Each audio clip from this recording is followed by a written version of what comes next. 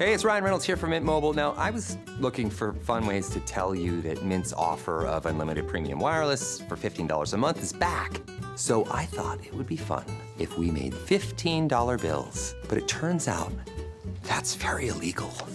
So there goes my big idea for the commercial. Give it a try at mintmobile.com/switch. Upfront payment of $45 for 3 months, $90 for 6 months, or $180 for 12-month plan required. $15 per month equivalent. Taxes and fees extra. Initial plan term only. Greater than 50 gigabytes may slow when network is busy. See terms. We have the tech to get food delivered in 15 minutes, but we all have horror stories about buying tickets. The Game Time app gives fans the advantage. Get amazing tickets in just a few taps. Fees are included, so what you see is what you pay. And the Game Time guarantee means authentic tickets at the best price every time. Take the guesswork out of buying tickets to concerts, sports, comedy, and more with Game Time. Download the Game Time app and create an account for $20 off your first purchase. Terms apply. Hey, what's up, everybody? This is your podcast host, Hanju Lee, and you are listening to Better Golf Daily, where I introduce one concept, one research-backed idea, and one thing you can take straight to the golf course. Let's go. All right, quick question. No Googling, no peeking at your phone, but I have a question. What percentage of countries in the United Nations are African nations? Okay, just throw out a number because I know you don't know. But I know because I just looked it up. All right, you got a number? Okay, good. Hold on to it because I'm about to mess with your mind a bit. So back in 1974, two researchers named Amos Tversky and Daniel Kahneman ran an experiment. Okay, they spun this wheel in front of people, like an actual big game show wheel, like a Wheel of Fortune wheel. And the wheel had numbers 0 to 100 and had them watch where it landed. Except the wheel was rigged. It only landed on number 10 or on number 65. Then they just asked the people the exact same question I just asked you. What percentage of the UN is African nations? First, I want you to guess if the people guessed higher or lower than the number the wheel landed on.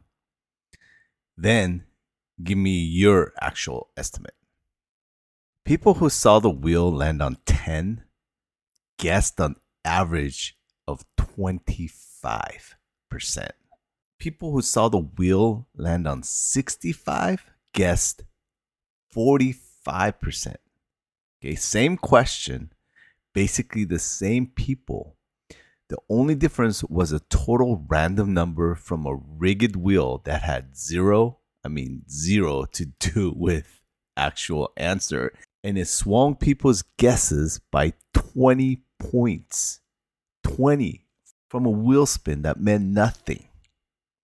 This is the third episode of the 5-part series, and I'm calling it the Playing the Percentages. So far, we talked about the go for it instinct that wrecks good leads, which is episode 51, and the doubling down problem that turns one bad shot into 3 bad shots, episode 52.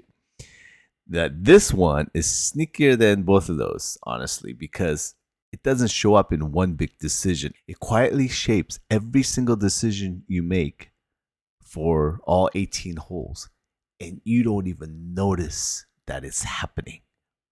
So that Wheel of Fortune effect has a name. It's called anchoring bias, and it might be the most well-documented finding in all of behavioral psychology. Once a number gets into your head, even a total irrelevant made-up number, your brain treats it like a starting point and just doesn't adjust far enough away from it. And here's the golf version of that. You are carrying a number in your head at all times for 4 straight hours or 5 straight hours or 6 straight hours, depending on what course you're playing. And it's called your score. Say you're like 3 over through 8 holes. That number is now your wheel. It's not random, but you actually earned it. But the effects on your brain is identical. It anchors what you think a good back nine looks like, what risks feel necessary, what bogey even means anymore. Some guys see 3 over and think, I need to make this up right now. And suddenly they're taking on risk on hole 9 they never dreamed of taking on hole 1. Other guys see 3 over and think, well, today's not the day. They start playing tentative, protective golf that has nothing to do with what's actually smart for their specific hole. Either way, and this is the annoying part, the anchor is driving the decision, not the shot that's actually in front of you. And it works the other way too, which might be even worse. Say you're 2 under through 10, playing the round of your life, feeling like a completely different golfer than you were last Tuesday. And suddenly, you're not picking clubs based on what the hole needs. You're picking clubs to protect the number you already have.